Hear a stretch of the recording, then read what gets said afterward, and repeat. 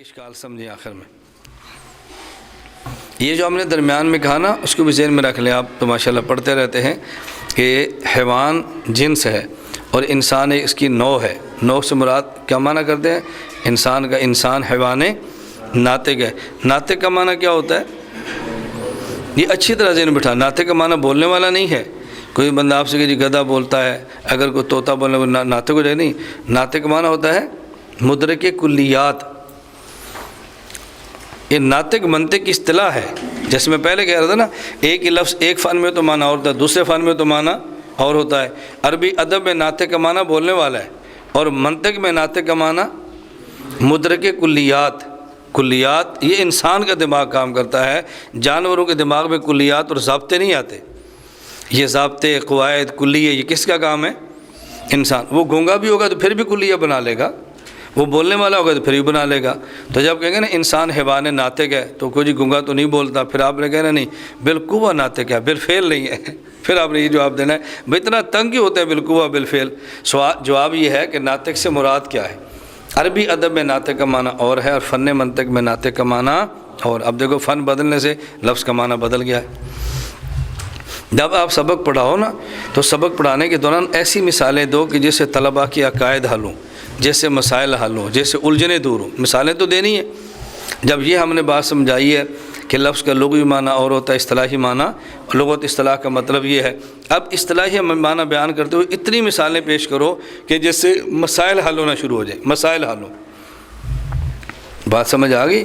عرف میں معنی بالکل بدل جاتے ہیں. بس یہ بات ذہن میں رکھ لو. چلیں ایک اشکال, اس کا جواب. اشکال کیا ہے کہ جب اللہ تعالیٰ مخلوق کے متشابہات سے بالکل پاک ہیں تو پھر قرآن کریم میں ایسے الفاظ استعمال کیوں کیے جس سے انسان وہم میں مبتلا ہو سکتا ہے؟ ید, عین, وجہ, ایسے الفاظ استعمال کیوں کیے ہیں جس سے انسان وہم کے اندر مبتلا ہو سکتا ہے؟ جواب, علامہ ابن جوزی رحمۃ اللہ علیہ نے دفع شبہ تشبیہ میں اس کا جواب دیا ہے کہ انسانی طبیعت پر محسوسات اتنے غالب آ گئے تھے کہ محسوسات کے بغیر انسان اپنے خدا کو بھی سمجھ نہیں سکتے تھے. انسانی طبیعت پہ محسوسات اتنے غالب ہو گئے کہ محسوسات کے بغیر انسان کے لیے اپنے خدا کو سمجھنا بھی مشکل تھا. موسیٰ علیہ السلام کی قوم نے کہا تھا اجعل لنا الہا کما لہم آلہہ. جیسے دیکھو ان کا خدا نظر آتا ہے نا, ہمیں بھی ایسا خدا دے جو نظر آئے, ایسا خدا بتا جو نظر آئے. محسوسات غالب آ گئے تھے. مشرکین مکہ نے سوال کیا اللہ کیا ہے؟ ملا, اللہ ہے کیا؟ تو قرآن نے کیا جواب دیا؟ قل هو اللہ احد اللہ الصمد لم یلد ولم یولد. مطلب کیا ہے؟ اگر یہ فرما دیتے اللہ تعالیٰ لیس بجسم ولا جوہر ولا عرض ولا طویل ولا عریض, یہ بات ان کے دماغ میں سمجھ آنی نہیں تھی. کیوں؟ محسوسات کا غلبہ تھا, بتوں کی پوجا کرتے تھے. یہ جواب نہیں دیا جو سمجھ نہیں آنا تھا, بلکہ جواب دیا اللہ قل هو اللہ احد. ان کو ایک تو سمجھ آتا ہے نا کیا ہوتا ہے, اللہ صمد ہے, یہ تو سمجھ آتا ہے نا. لم یلد ولم یولد, یہ تو محسوسات ہے نا, بیٹے کا ہونا بیٹے کا نہ ہونا. تو ان کو جواب ان چیزوں سے دیا جو محسوسات ہیں تاکہ ان کو اللہ سمجھ آ جائے. اگر وہ جواب دیتے اللہ تعالیٰ لیس بجسم ولا جوہر تو ان کو بات سمجھ میں نہیں آنی تھی. تو چونکہ انسان پہ محسوسات کا اتنا غلبہ تھا کہ اس کے بغیر کو بات سمجھ نہیں آتی تھی, اس لیے اللہ کی ذات نے اپنے لیے ایسے کلمات استعمال کیے جو عموماً محسوسات کے لیے استعمال ہوتے ہیں. اللہ ہمیں یہ بات سمجھنے کی توفیق عطا فرمائے. آگے مزید انشاءاللہ صفات کی بات چلے گی, اس پر مزید بات کر لیں گے. تب کلمات متشابہات کو بات سمجھ آ گئی. ایک موقع متقدمین کا, ایک موقع متاخرین کا, اور ایک موقع غیر مقلد. ہم نے معتزلہ کے موقع پر زور نہیں دیا. آپ دعا فرمائیں, ہمارا ارادہ ہے انشاءاللہ یہ ذرا درجہ ثانیہ سے چلتے چلتے بات دورہ حدیث تک پہنچ گئی نا.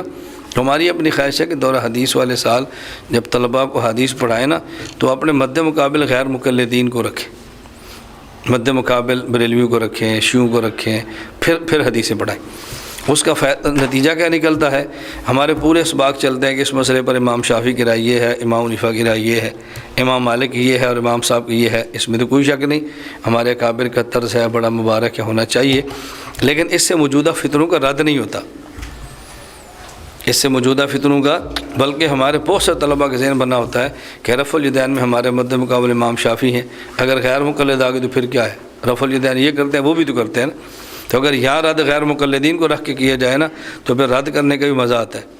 اب امام ابو حنیفہ کی تائید کرتے ہوئے امام مالک کے بارے میں سخت جملہ نہیں کہہ سکتے، لیکن امام ابو حنیفہ کی تائید کرتے ہوئے غیر مقلدین کا تو پھرکس بھی بندہ نکالے تو نکال سکتے ہیں، اس سے کیا فرق پڑتا ہے.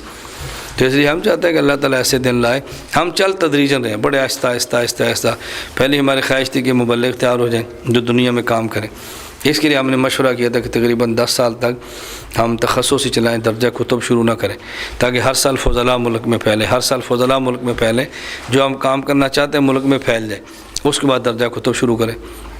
لیکن درمیان میں کچھ تقاضے آنے شروع بعض احباب کے کہ جی ہمارا بیٹا ہے، ہمارا بھانجا ہے، قریبی ہے، تو اس کو مدرسے میں داخل کریں. پھر ہماری بھی خواہش ہوتی ہے چلو درجہ کتب شروع کریں. تو اس طرح کچھ لوگوں کی تقاضے تھے، کچھ ہماری خواہش تھی، ملا کر درجہ کتب شروع کر دیے. لیکن محدود اس لیے شروع کیا کہ زیادہ بوجھ نہ پڑے. بس اولا ثانیہ تک ہے، آئندہ سال خیال ہے سالسہ رکھیں گے، آئندہ پھر رابعہ چلیں گے. تو اس لیے آپ حضرات بھی جتنی محنت کر سکے کریں، درجہ کتب کے طلباء کو متوجہ کریں. اگر آپ کو فائدہ محسوس ہوتا ہے تو، یعنی ہم اس میں کہتے ہیں تکلف سے کام نہ لیں. خام اگر آپ سمجھ دیں یہاں ماحول بہت اچھا ہے، طالب علم کی تربیت ہو سکتی ہے، مسئلے کی مزاج بن سکتا ہے، طالب علم ٹھیک آگے بڑھ سکتا ہے، تو پھر کتب کے طلباء کو اپنے رشتہ دار ہیں، دوست احباب ہیں، ان کو متوجہ کریں. اللہ ہمیں یہ باتیں سمجھنے کی توفیق عطا فرمائے.